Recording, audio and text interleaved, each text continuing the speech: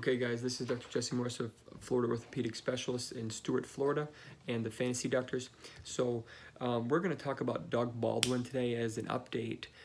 We're heading into week 4. Somehow the Seahawks managed to keep winning and playing well, just really besides without many playmakers. Russell Wilson's doing his magic again.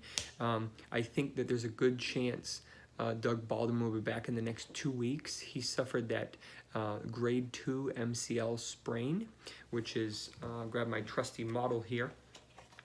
This is this ligament that runs north to south on the inner aspect of the knee, prevents the knee from buckling inward, and this is a pretty significant injury that the good news is that it heals pretty well on its own.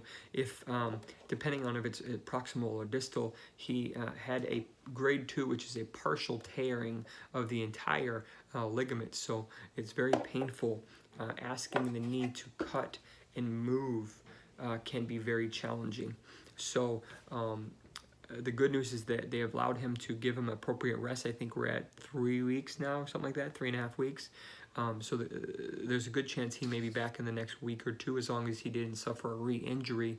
In my opinion, he goes back to a wide receiver 1, top 20 potential, as long as he's feeling pretty good when he gets back. Russell will definitely look for him.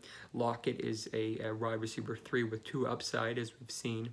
And they really don't have anybody else. Marshall's there, Disley's there, Vanette's there, but you know, those aren't really solid, reliable options like Baldwin is.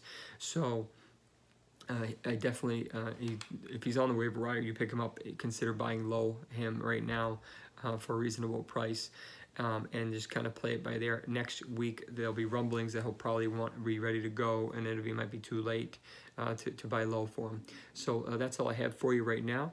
This is Dr. Jesse Morse of Florida Orthopedic Specialists and the Fantasy Doctors. Take care. We'll talk soon.